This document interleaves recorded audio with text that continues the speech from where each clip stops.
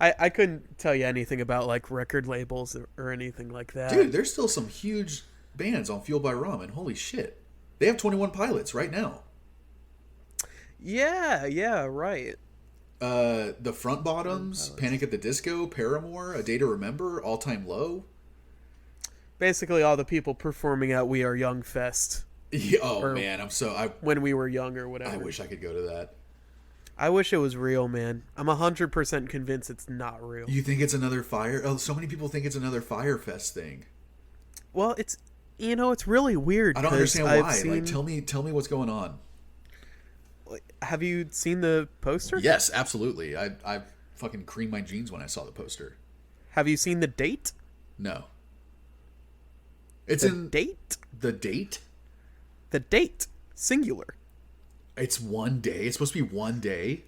Right. No fucking way. And so that's but that's where it kind of gets weird, because nobody on it, as soon as I told you that, you realize how impossible it is. So yeah, there's like 60 bands on that list. Now, I think they did say there are 3 or 4 stages, but even then, even if you take the entire day and do these bands, like every band will get like 30 minutes, 10 or 20 minutes to play, and like these are some of the biggest names in this style of music, and there's no way they're playing for like less than at least 40 minutes or something. But it was weird because someone in the code of the website, they found that they're like eventually going to change the festival to 2 days, and so there's a theory that they were building all this negative hype so that they could build the hype of the festival, and then they're gonna like fix everything that everyone's kind of worried about will, but my god, this is not sounding good. It's a whole like conspiracy, and I just looking at the names, even if it was like a week-long festival and everyone had ample time to play, it doesn't look like a real lineup. It doesn't look real. It's almost too much. Like when there were so many moments where I was like, what? Yeah. I'm like, holy shit. There are like 60, 65 bands on that lineup, and I didn't know like 4 of the names. Right. And that's crazy. Yeah. Because usually I only know 4 of the names. Right. Especially now, the older I get, man, I don't know any of these fucking kids. So my theory is that it's all scam. Oh my honestly. God. That'd be crazy. But we'll see, man. We'll see. When is that thing supposed to happen? I don't know. A friend of mine's supposed to be going. I think it's in April or May. Really? Yeah. I think. I don't know. I don't know what's going on. We don't really know what's going on. I don't know. Where am I? Oh, so it looks like they've extended it to 3 days. Okay, yeah, come on. Like, let's be fucking realistic here. Dude, extend it. I mean, like, why don't you just lead off with that? Yeah, right? Extend it to 3 days and have 2 stages so no one misses a band. You know? Yeah, I mean, they're probably going to have 3 or 4 cuz with names as big as this, why didn't you just start off with, you could easily get like 3 or 4 days easily with a lineup like this: My Chemical Romance, Paramore, The Used, AFI, Avril Lavigne, Bring Me the Horizon, Day to Remember, Taking Back Sunday. I'm not even gonna get into That's it. Insane. Because that's just like 4 of the 40 names. Man, I would love to see AFI again. They're so good live. Oh, dude, that's another guy like, just like Nate Russ, like Davey Havoc. He can hit that shit. Like the stuff that he's singing on the records, he can hit it live. And did you think I meant something different? He could hit that shit. I mean, he could hit it if he wants. I mean, Davey Havoc could definitely hit it if he wants. He's gonna have to pay me though. I'll pay him. I'll give him another cat or whatever he wants. But like, you remember when My Chemical Romance made that comeback, right? And everyone was freaking out about it. Mm-hmm. And now My Chemical Romance is one of like the 50 bands in this roster. Yeah. It doesn't add up to me. But we'll see. Well, anyway, I hope it's real because that'd be awesome. But yeah, shout out to Fueled by Ramen. Good job, guys.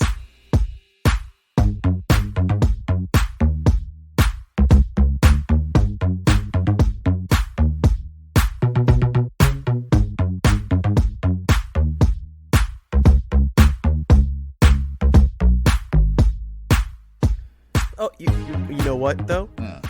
Here's something that I forgot that I wanted to bring up. You always record our conversations? Well, yeah, but that's like for a separate thing. Oh, that's for another project of mine. That's for another personal thing that no one really needs to look into too much. It's for any time you need to blackmail me. You're just gonna like splice different audio of mine together and have me saying some crazy shit. Yeah. Yeah, I know. I already know about that project. You told me about why that. Did you? You got why drunk do you think like I got it last year and told me all about it? Did I? Yeah. Is that what? Ooh. Yeah. You just. All right. Well, I mean, you know what blackmail I have, so it's not like you're gonna errat me. That's true. So I already know to walk, tread lightly around you. You tread lightly. Yeah. Yeah. I know. Yeah. That menacing tone in your voice right now. Yeah, I recognize it. I wanted to ask how your other inferior podcast is going. First of all, if we go back to our first couple episodes of this podcast, you would say that I would think that was pretty inferior to where we are at this point as well. No, it's going good, man. Only 2 episodes recorded, and it's an interesting concept. It's just like 3 dudes who we go in with one. We each pick a topic that we want to bring to the table, and they don't know what that topic is going to be. I don't know what their topics are going to be like until we start recording, and then we just go in order. And it's made for really good conversation because the 2 guys that I'm doing it with, they're both really fucking smart, like really intellectual, and I feel pretty intimidated by them when they start like getting into it, because I sometimes can't even get a word in edgewise. They'll just fucking go about they'll just go off about slavery back then compared to modern slavery now for like 30 minutes, and I'm just sitting there just like stoned. Just kind of like soaking it in. So I'm definitely listening a lot because I feel like I'm learning a lot from them, but I'm also just like pretty fucking intimidated that I just feel like I don't have much to add to the conversation. So like, one of them will bring up like, oh, I just really want to talk about, how the modern slave system and the prison system are doing this and this. And I'm just like, all right, let's fuck. Yeah. I'm used to talking about, fucking drum sounds for 45 minutes. I mean, so yeah, like, do they always come in with those pretty like, heavy, man. Pretty heavy. And you probably come in with like, yeah, I got this new strain the other day. And that's literally the first episode I wanted to talk about weed. And then the second one I was going to talk about weed again. But then I was like, no, I want to talk about why are all BMW drivers assholes? And break down that fucking theory. But then I totally like scrapped it because I was so intimidated by like, well, they're bringing in all this shit about like some football coach that got like discriminated against because he's black, and then there's like this, he wants to talk about modern slavery, and I'm like, fuck, man. So I'm like, all right, let's talk about the Joe Rogan Spotify like drama, and that's what I brought in last time. Not to produce your little podcast for you. Yeah, step off. But it seems like y'all could really use like a bit of levity. Yeah, and like the stuff you bring in could be a good kind of like like breather. I'm honestly glad that you said that because I was thinking the same thing, and then I thought like I'm gonna sound like such an idiot compared to these 2 guys. Like if they're like let's talk about existentialism and what that means for the black society in Southern California, and I'm just like, whew, all right, yeah, let's get into it, man. Like I am down for this conversation, and then I'm like, I like bongs that are blue. I just feel like such a fucking moron, but I'm glad that you said that because I was thinking the same thing. I'm like, I need to be the levity a little bit in that conversation, which I have been. So it's like even when they're going off on this super serious shit, I'll just I'll try and find a joke in there, and so right. That's kind of my style. Because like unless it's like a specifically like political podcast, it's not. Like, it's called Three Fuckers and a Mic. Like, it's free form, so yeah, we're calling yeah. That's kind of what it is, and it ends up being some conversations go on longer than we planned, and what's cool too is that we're mixing in music in there. So at the end of every segment, we each pick like a song that we want to play because I think we're gonna put this on Anchor FM or something where they can actually be music on the pod. Hey, kind of adding to the vibe, which I really want to revisit for earbuds. Like I really think it'd be cool to have our choice nugs on the episodes, you know, so people can like listen to them and then hear us talk, and then it would definitely extend the length of the episodes. So that's something to think about. That's definitely, if we could like release a version of each, that might be good, but that might just be too much That'd work. be too much work, yeah. And it's like using Anchor FM, the editing would be a fucking massive headache to edit each episode to go on Anchor FM. I don't even think I want to do that, to be honest. Nah, I mean, I don't know. I feel like people come to the episodes either to get into something new or to listen to something they've already heard, and if we pitch it well enough, they'll go out and they'll look at the songs that we brought up. Right. Hopefully. Right. I agree. And I honestly just like don't want to do anything different because this has been so much fun and going so well that it's like, let's not make this more into a job, you know? We've already done enough. We're doing a lot. To like make it more of a, like, we have a whole day now. Yeah. We like put aside like 3 or 4 hours. Yeah. Listen to multiple a albums, week. talk about multiple albums just to have more content out there for you fuckers. For you. No thank yous. We never get a thank you. Aside from maybe Andres. Yeah, that's true. Our friends seem to really enjoy this podcast, and that is enough for me, man. That makes it really fun. But it's not enough for me. No, you're a fame whore. Yeah, I crave the attention. Social I may be slut. bad, but I'm perfectly good at it. You know? I mean, you make bad feel so good. That's how I've always approached life. You're like, every day you wake up and you're like, God, I can't wait to make this look good. I gotta make this stink. Smell like fucking roses. Right. Your boo-boo smells like roses. Exactly. Yeah.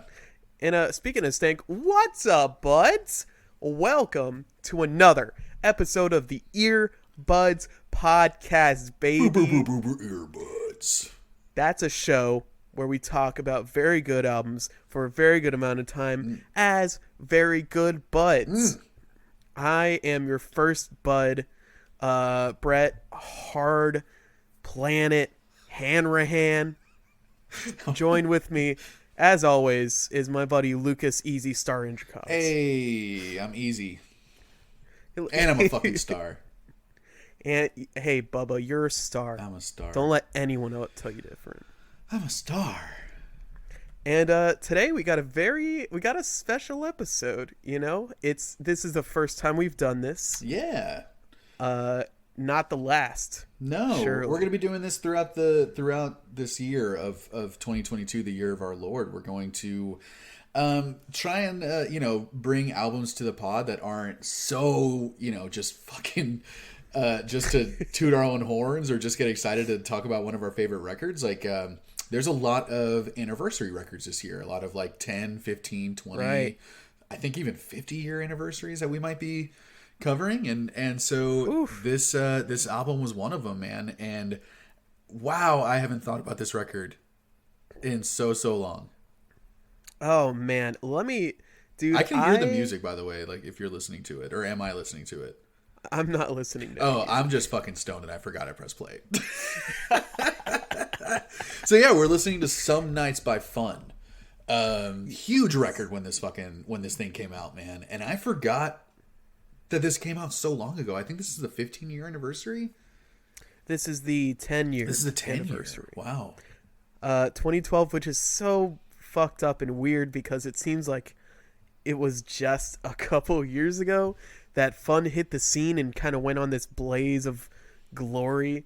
This like 2-year span of being like a huge band and then kind of what happened, leaving the public eye. I read the Wikipedia. They said shortly after they finished this album they were working on a new one. Since then the members have kind of gone off to other groups. The singer made a solo album. Have you heard that? Yeah. Not the same. We'll get into this a little more in the podcast, but I've actually, I mean, I really like this album. I really like it too. I've checked out other like affiliated bands. Like I've checked out Nate Russ's solo album. I've checked out The Format. I don't know if you've heard of that. I know Dog Problems by The Format. That was a really good song. Yeah. I've listened to Jack Antonoff's. He's in a band called Bleachers, I believe, and I think it's just him. And I really liked it. Really good pop music. And for whatever reason, I don't like any of those other projects. I don't even like the first album this band Fun came out Yeah, with. I didn't. I mean, compared to this record, dude, no, there's no comparison. It's such a different style. It feels like they always had. This singer Nate Russ has always had this theatrical thing about him. Always a theater kid, dramatics, and that was present in The Format. There's some very obvious like musical sounding songs on this record. For sure. Yeah. I mean that intro. Oh, incredible. Oh my god, I love it. Incredible. And so fun. And I usually hate musicals. And if you listen to Some Nights with the idea that this is a musical and you're hearing these songs on stage, it almost makes it more entertaining. And it's already so fun to listen to. Like the namesake of the band, dude. Like they fucking own that name on this fucking record. Even though I think it was probably sarcastic, like undercase fun with a period at the end. Yeah, I love it. It's so hipster. But yeah, it's so theatrical. This is the only fun like thing I like at all is this album, and I love this album. And I love how, I mean, we'll just get into it, but like it is kind of a play. This whole album is kind of a play, and there was a theory online that this is a concept album. Where it's like something about, how the term Some Nights it might be referring to where you might be a completely different person yesterday than you are today. So it's like, well, some nights I'm this guy and some nights I'm this guy and some nights I'm that person. So yeah, that's kind of the idea. And it's an interesting, I think it's a very loose concept because I don't think they ever owned the fact that it was a concept record. But it kind of does land a couple of times when you think about the range of musical styles that you hear on this album, and you think, okay, that's who he is tonight. Like that's this night. Like I'm feeling, pop punky and fun, and this night I'm feeling kind of sad and like reflective, and then these other nights I'm feeling really motivated, and I'm like, all right, I'm gonna fucking do this, and yeah, that's a great point. Yeah, I never really even recognized the magnitude that happens on this album, but you're totally right. Yeah. I mean, was this album as huge for you and your friends as it was for me and mine? Not at all. Really? The singles, obviously you heard fucking Tonight. Yeah, you heard that everywhere. That song was fucking huge. It was everywhere. It was and huge. Some Nights and Carry On were also very big. Carry On was big, and I didn't remember being so like soft. Back then, I remember being so much bigger and like louder, and then listening to it now, I'm like, oh, this is kind of a more chill song. Yeah, it does have a big moment or two, but yeah, for the most part, it's kind of like a more. I'm not gonna say chill. No. But even though there's some of that on this record, but yeah, this album was huge for especially one of my friends. Man, I heard this album so much driving around with him and hanging out with him, and I loved it not as much as he did. But I did like it a lot, and then listening to it now, I almost like it more now than I did when it first came out. Man, that's so weird to hear, because like no one I knew was ever talking about this album. I feel like I stumbled onto a gem when I listened to this album. Yeah, I thought I was like the only person that regularly listened to this thing. Were y'all like because you were in the punks, right? You were a punk back then. I mean, yeah, I'm still a punk. Yeah, I would say I am too. Yeah. Sure, yeah. Like a dad punk. I'm dad punk, yeah. I'll wear Dickies and listen to Pennywise if I have to. But I'm not going to like it. I mean, if I got it, if I have to. I have the material. But was it also the kind of the punk thing where if you listen to anything but punk, you weren't really punk? So, I mean, I definitely did have that complex, and like, mostly middle school, but also high school, and like entering college, where it was like, if it's not rock, it's not for me. If it's rap, is all stupid, and that's all this, and like pop music is all stupid. All the hipster indie stuff is so vapid, and punk is the only real thing. And guys, can we make punk more fucking welcoming again, please? Like, I think it's happening. I can see it like actively happening. But man, punk got so gatekeeper and fucking dick measuring for so long that I was so over it.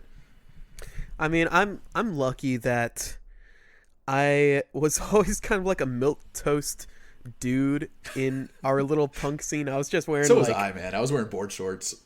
Yeah, I was just like Vans. wearing jean shorts and like Mickey Mouse t-shirts and stuff. Yeah. And like, no one really ever gave me shit for it, but there was always this like air. There was like this silent atmosphere that I felt personally, that like I have to like this certain music, and if a music sounds like, if a music crosses this line over here, then it's automatically bad and I'm not going to give it a chance. And that kind of happened with these guys, because that hit was so big and it played so much. I got so annoyed with it. Yeah. Well, are you talking about We Are Young? Yes. That song was everywhere.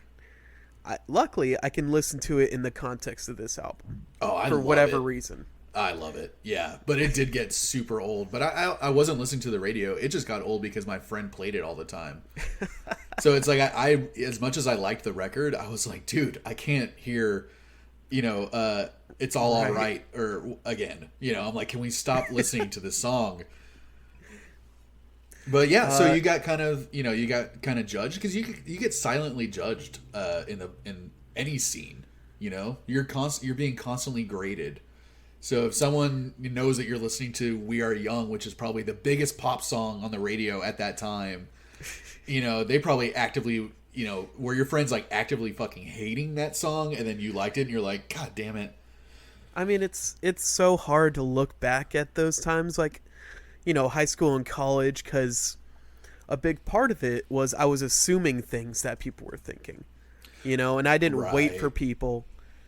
I didn't actually like let people like tell me genuinely like what they were thinking. I always just assumed it, and I assumed all eyes were on me this whole time, making sure I wasn't a poser. Yep. And it's not like that at all. But when you're in this weird society that is high school, and like even going into college, it's I don't know. And so I kept it a little.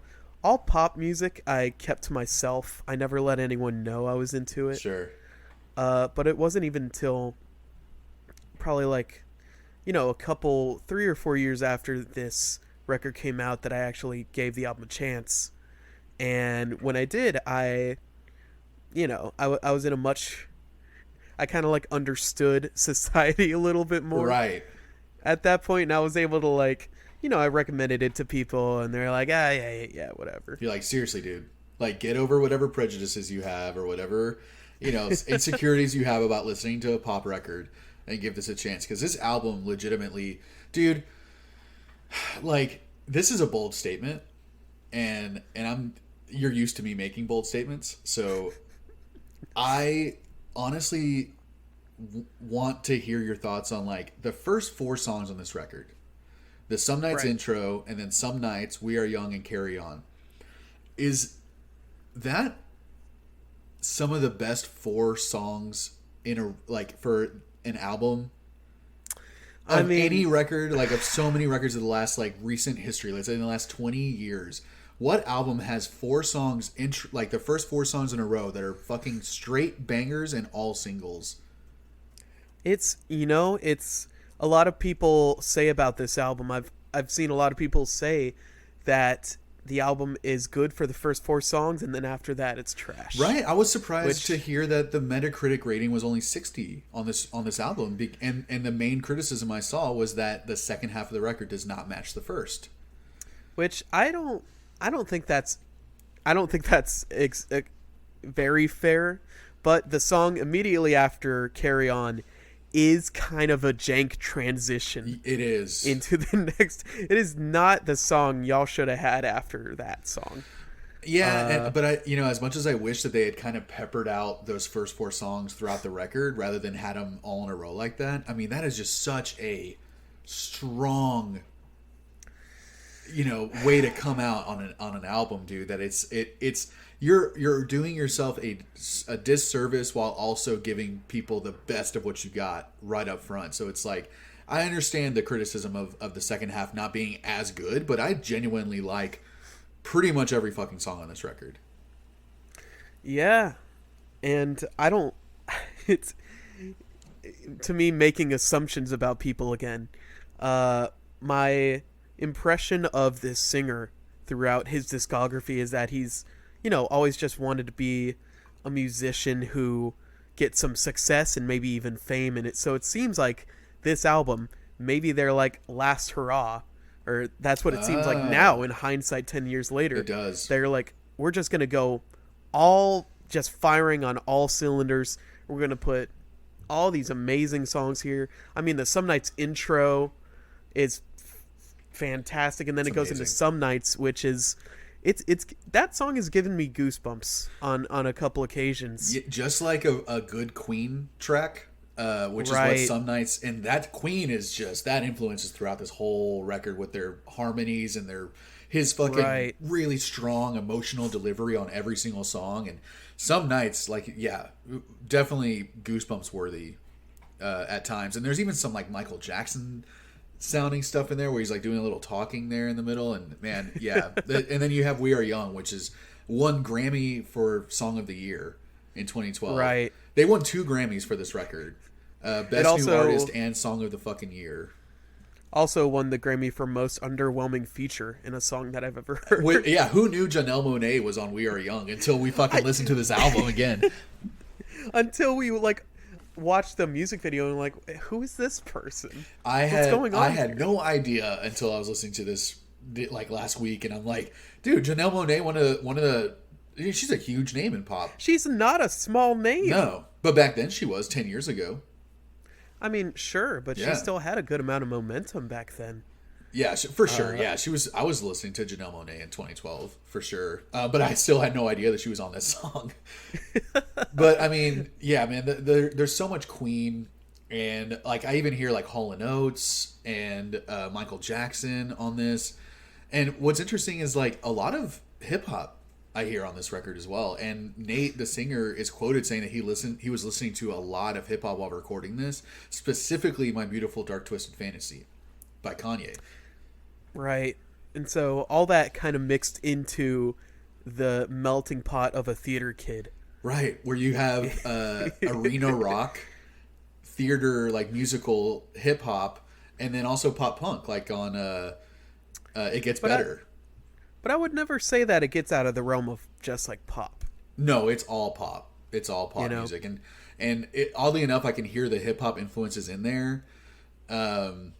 But man, I think you have a lot of credit should go to the producer on this record, because like, I mean, Nate's voice is incredible, right? And the aesthetic, like I there was a lot more auto-tune on this record than I remembered, but they never used it.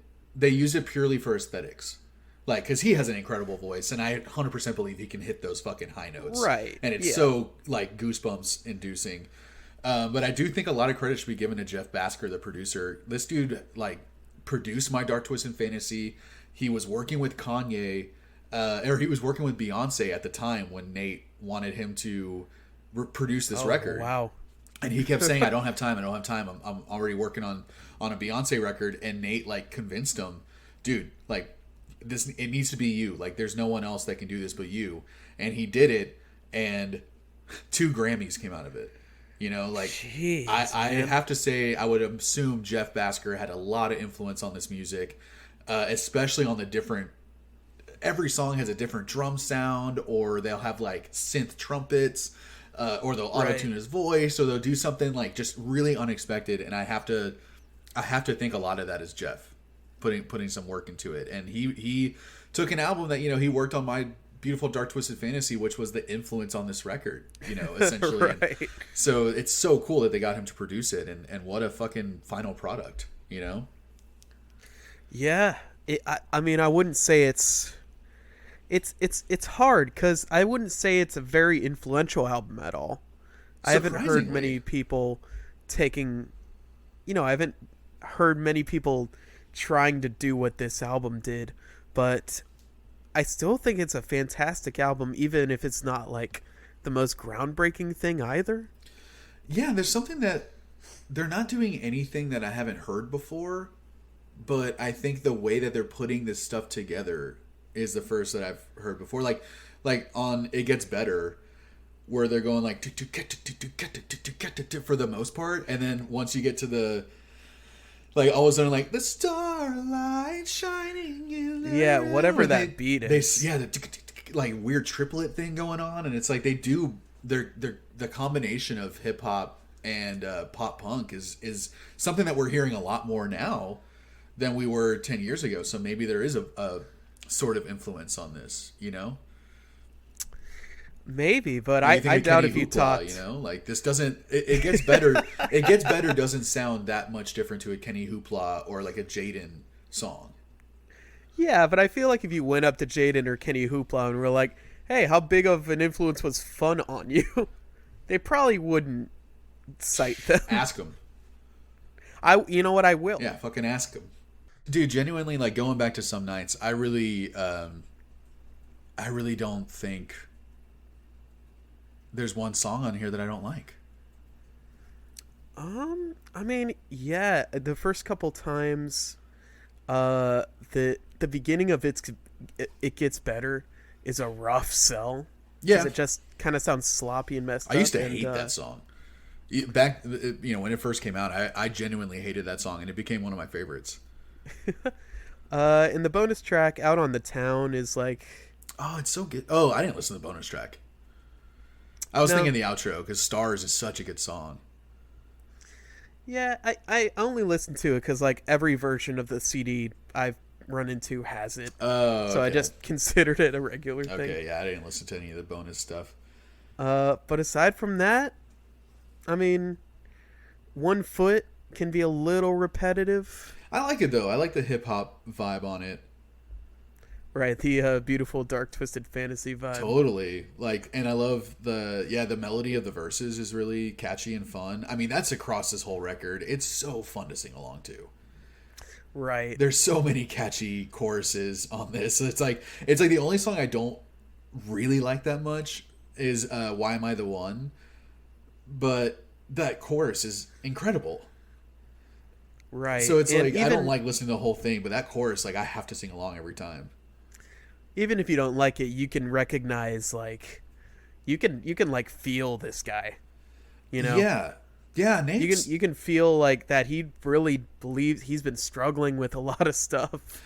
Yeah, he has his lyrics are really, really like personal and emotional, and they seem like, I mean, he seems like he's telling life stories a lot, and he has very like vulnerable lyrics, and combining his lyrics with his delivery, with how good he is at like getting emotion out of his voice and really feeling it.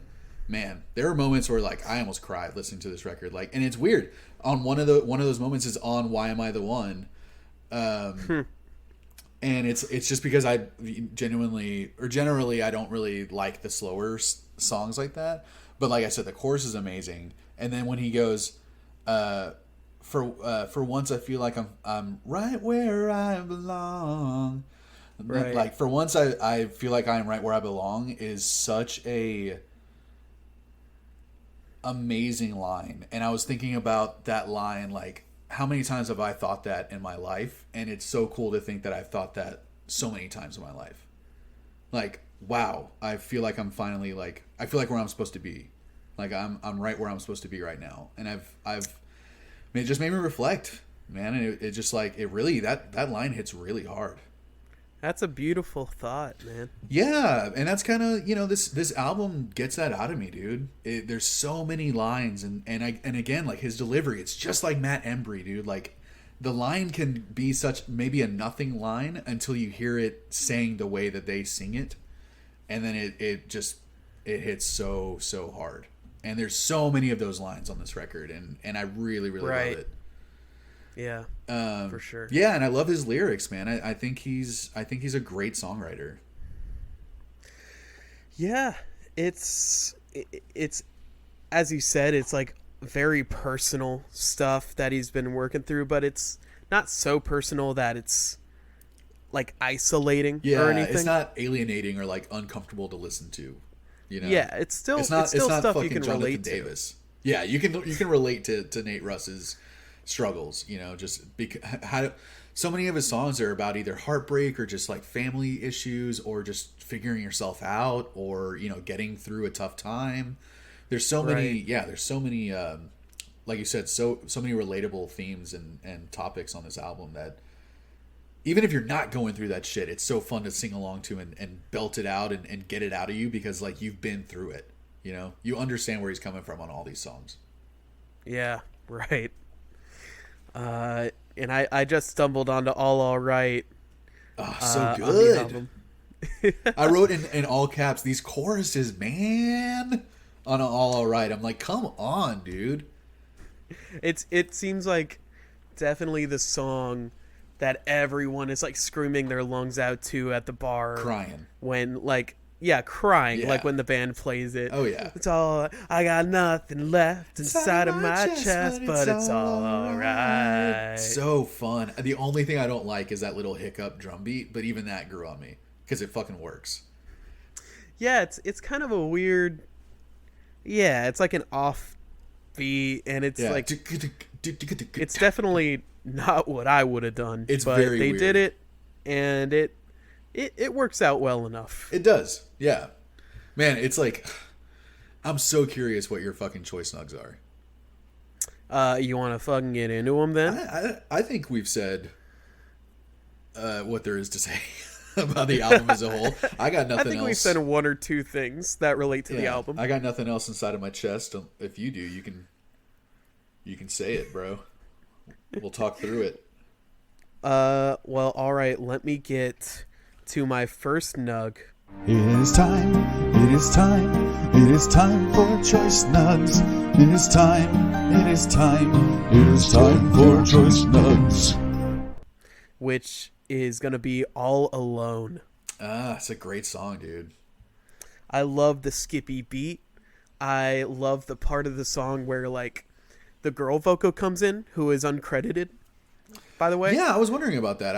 I was wondering if it was Janelle again. Because she contributes more than Janelle did. Yeah, for sure. You know? But I like that part. And, like, she's kind of chiming in. And she has her own... Like, she's, like, talking about something else. You know? And they're kind of, like... You know, going back and forth. It's super catchy. That chorus. I feel so all alone. Yeah, that... It's like, dude, be catchier.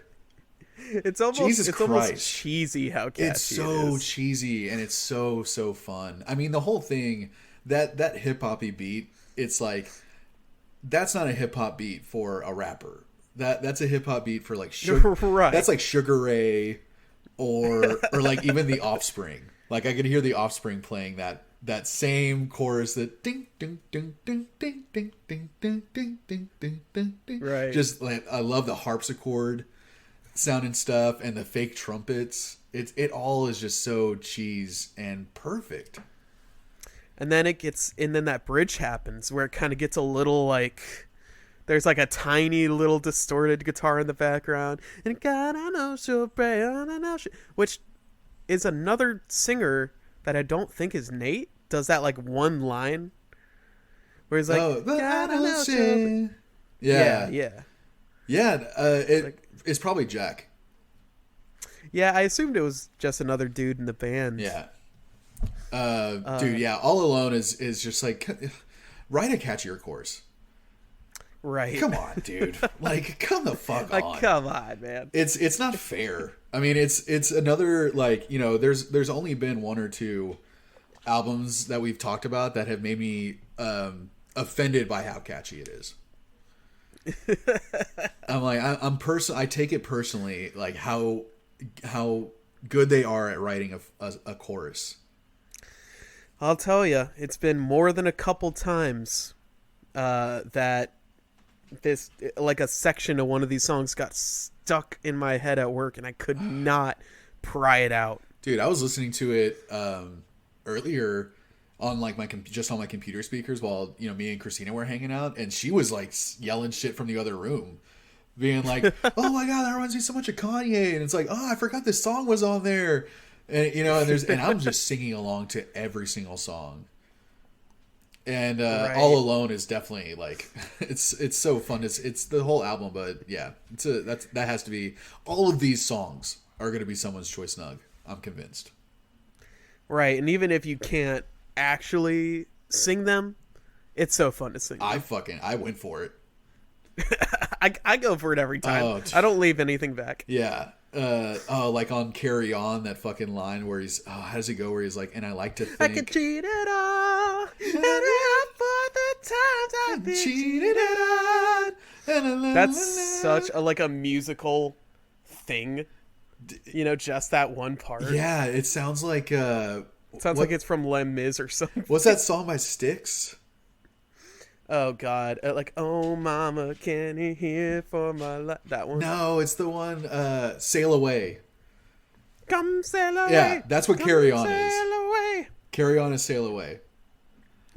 And I like to think that, yeah, there's just so many things like that. All right, yeah, All Alone, fucking great song. So good. I could just gush about every song on this record, basically. Well, why don't you gush about 1 to 2 of them? Dude, I'll gush about one real quick, and it's the fucking opener, man. Some Nights intro. Some Nights intro? Yes. Oh, wow. I was not expecting that. Neither was I. I had a journey listening to this album because it jumped around. I mean, obviously We Are Young and so many other songs. I'm just like, oh, I mean, that has to be one of my choices, you know? But I landed on some fucking weird ones, and the first one was Some Nights. I think that is probably my favorite song on the whole record. Wow. And it's because I see it all completely in my head the whole time I'm listening. He is in the intro is him standing on a black stage with one spotlight on him, and he's just kind of singing to himself, you know. And all of a sudden that, yeah, yeah. Then all of a sudden, like, ladies on a balcony, like, you know, and it is a straight up musical song. And when they go, oh my God, like operatic. Have you been to me lately? Lately, I've been going fucking crazy. Yeah. I mean, come on, man. How the song builds up is so fucking hype in the weirdest way. And then, like, the last note he hits, that, like, high, and he holds it out for longer than anyone should. Yeah. Longer than anyone I thought could. Yeah. And it's just such a cool way to intro the album, man. Dude, and I love that I've been fucking crazy. It's like you feel that, man. He's that bitterness. The strings come in and all the piano, and it's a kind of a weird rhythm a little bit. And I sing along to the whole thing and just get teary-eyed, just like loving it, because I could just feel all that emotion. And yeah, like you said, that final note that he hits, and I love that the clapping at the end just wraps it all up with a bow that is just like, yes, like the clapping at the end, it's like you are supposed to think I'm on stage singing this. Like, that's, you know, the curtains close right there, like, and everyone just like bursts out, you know, clapping. Another dark, twisted fantasy thing. Right? Yeah. It might even be a reference. Dude. Yeah, that song, I don't know if I'll ever get tired of it. And it's every time I hear certain lines, I just get like, just so many feels. Oh, man. I'm having a tough time picking my second nug. It's between two of them. I mean, let's talk it out. because I do love all the songs on this album. It's not like there's a song I dislike or anything. Yeah. And this might be a little posery, but the two I'm thinking about right now are Some Nights and Carry On. Yeah, I mean, both fucking bangers, dude. I love how like motivated and like throttling, I guess, Some Nights sound. It has a lot of momentum behind it. This is it, boys. This is war. What are we waiting for? I mean, that's just so like inspirational, dude. And dude, I feel like I could like kill a bear listening to that song. When we were in high school, my buddy said like he was gonna try to get the marching band to play Some Nights. And that would've been so every awesome. time it never happened. Yeah. But every time I listen to the song, I imagine that, and I imagine how cool that would have been. So cool. That's like a fucking movie moment. Yeah, and like, you know, there's just the singer at the front of it all, and he's like, I don't know. It's very theatric in my mind. Epic.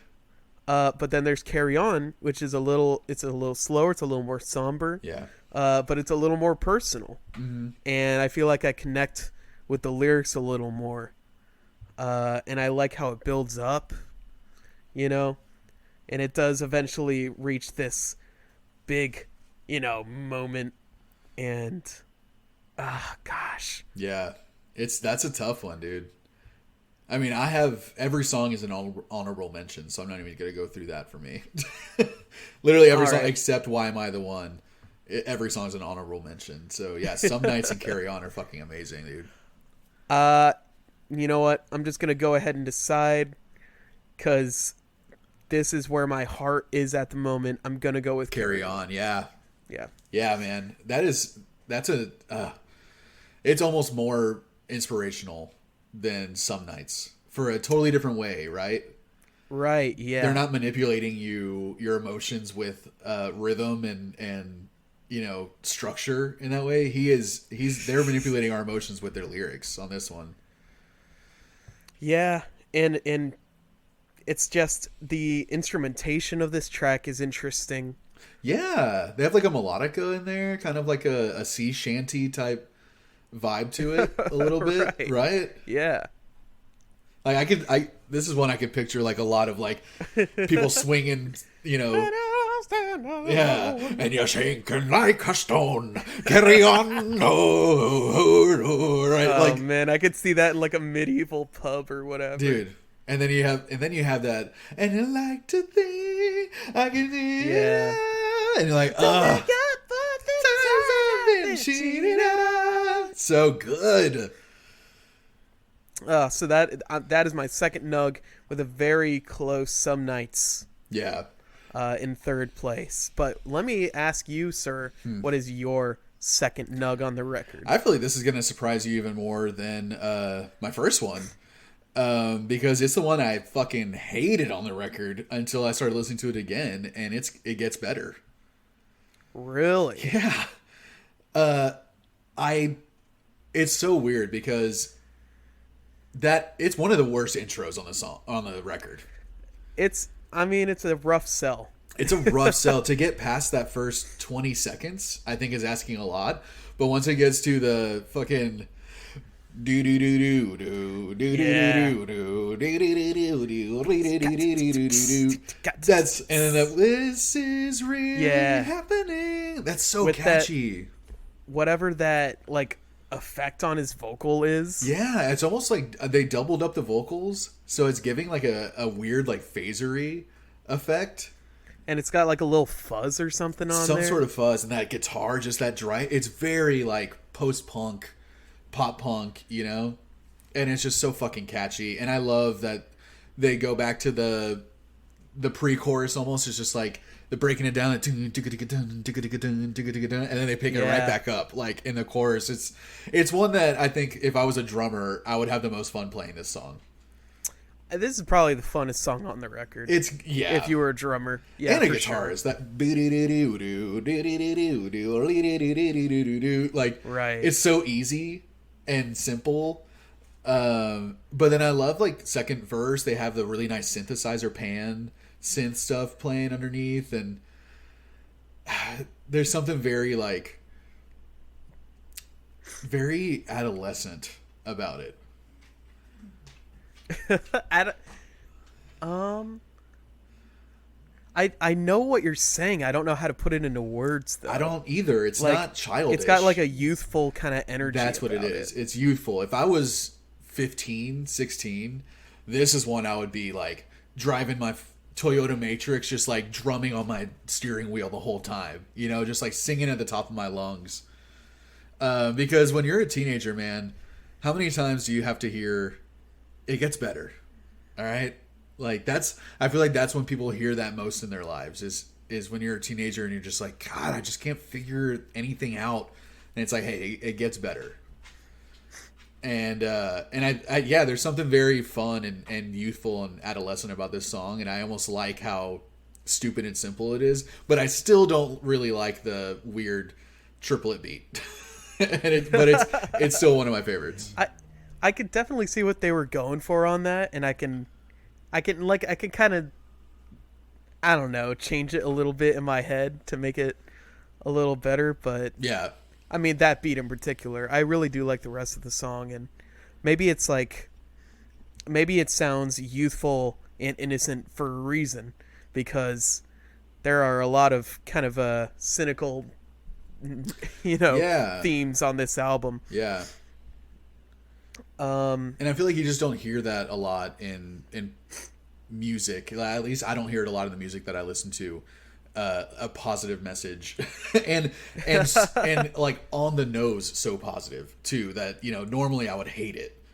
But in this instance, they just made the song so fun. I think it works so well. Yeah, and this is you could argue either way if this is like a hopeful or a cynical album, because it seems like the singer's trying to find strength through all this, adversity and through all these struggles that he happens upon. But like, it's tough. You just got to put one foot in front of the other one. Oh, I don't need a new love. Or a new life, just a better place to die. I feel like that's also just so like millennial. I'm just like, ugh, fuck my life, ugh, kill me, So it's just like he's saying, I just need a better place to die, and people are just like, oh, I feel that, dude. And also, like, it was so, the ending of the record is so weird to me, right? Because like it's a 7-minute song. I love and that song. It ends on kind of this very heavily auto-tuned, what sounds like Nate kind of like moaning and like just freestyling noises into the mic. Yeah, it's like a vocoder thing. So cool. Not at all what you would expect from the end of a musical. No, that's true. Because it kind of ends on a flat note. Because it like eventually. But think like maybe the instruments drop out. Maybe with everything, it's just like him. Yeah, sorry. Maybe with everything going on around it, if all the instruments that aren't being played anymore are kind of just being carried off stage, and they're just like clearing the whole scene, and all the furniture is getting moved out, and it just starts slowly going back down. How the whole thing started, right, where it's just him. Like it's maybe all the lighting starts coming back in. I definitely get that picture. Yeah, and then all of a sudden it is just him, and he's just kind of sitting there just emoting, and I think it was very effective way to end it, and very weird, but man, I really love this record. And going into it, I was excited to listen to it again because I genuinely haven't listened to it in 10 years. Sincerely, man, I didn't think I was going to enjoy it this much. I really didn't. I'm glad you did, man. I've been listening to this album consistently for like the last 6 or 7 years or so. I totally forgot about it. Well, you know what? I'm glad. Happy 10-year anniversary to this album on the 21st I believe. Fun. You guys fucking killed it on this record. You guys killed it. I got a great way that we can end this episode, and it's called rating this thing on a scale. Dude, what do you think about that? I got a scale right here, man. I'm ready. Let's weigh this thing out. What is your rating?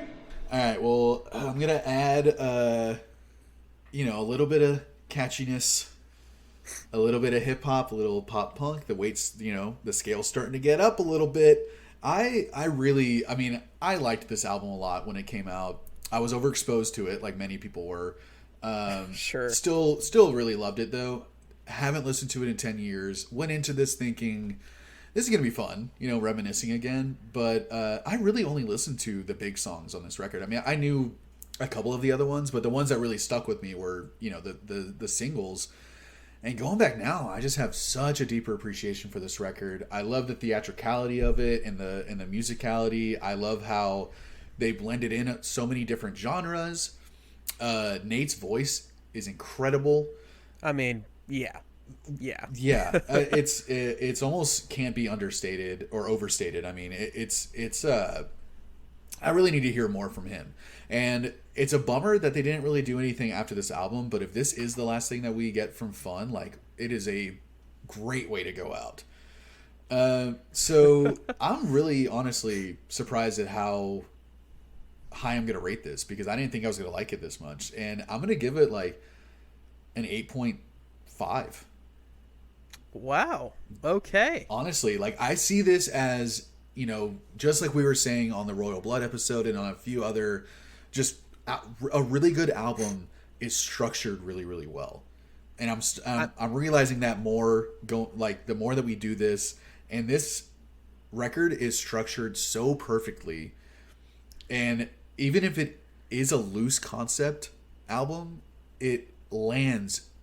That is a fucking 10 out of 10 landing on the concept, and on making me think that I'm watching a music. I'm just listening to a official soundtrack of whatever musical Nate Russ wrote, is what it sounds like to me.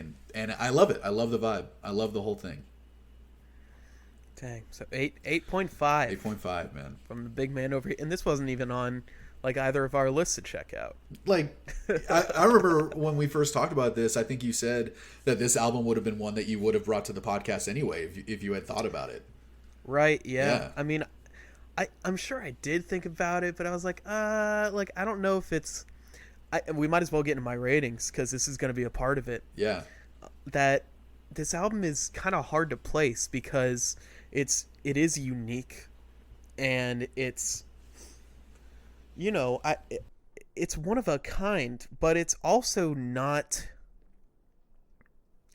crazy out of the box. It's not really doing anything too experimental or new, and at the same time, it seems like it might be kind of a hard sell for people. Yeah, at the same time, it is. So it's like I don't really know how to think about this album. But I mean, I don't know. Just that it has had very little apparent influence is kind of weird. That is surprising. But I take a drink. Take a drink. Sorry, I'm going go through puberty. Listening to this album's making you go through puberty again. I'm going through high school all over again. I love this record. There's not a single bad track on here. I listen to it all the time. It's definitely like in my top 5 pop records. Dang. That's not saying too much though, because I'm very picky about pop. Well, then it is especially saying pop a lot. Records. Then it is saying a lot, it's so crazy we never talked about Fun. It's so weird. Well, we weren't making this podcast in 2012 or 2013. It's true. So they kind of, as you said, the structure of the record is great. The loose kind of concept theme is cool. How they like always go back to stars, and they don't have any of the things that you dislike about concept albums. Yeah, which is like being kind of cheesy and maybe like doing recurring musical things too often. Try hard. Uh, so I'm gonna give this one. I feel comfortable putting this one in the 8.3 region. I give it a higher rating than you. That doesn't sound right. Well, I've had many years It's true. to smoothen out this rock. It's true. And to form it to the fine details. Into the gem that it is today. That is your opinion. Because like it's a great record, but it's not really one that I think of first. If you'd ask me to like think of great pop records, Yeah, it's gonna be one that I recommend now, though, for a lot of people. It's again, I haven't thought of Fun in 10 years, and it's funny because I don't think you knew that I'd even heard this album before we decided to do it. Yeah, you were like, I assumed you'd never heard this. You're like, did you ever hear any of these songs on the radio? And I was like, oh, dude, I've heard this album 100 times already. Like, I heard it so much when it first came out, and but yeah, it's such a just a really good, well composed record. It's well produced, really well written. It hits all the marks, man. It hits all the marks, and I think my rating probably would go down a little bit because I'm just feeling like very passionate about it right now. Like I'm very happy that I had to listen to this album. You know, man, I'm happy for you for that, because it's really hard to. There's only one person I've ever talked to, maybe two, who had heard this entire record before. Wow. And I thought it was so much bigger than that. I don't know. It could be a generation thing.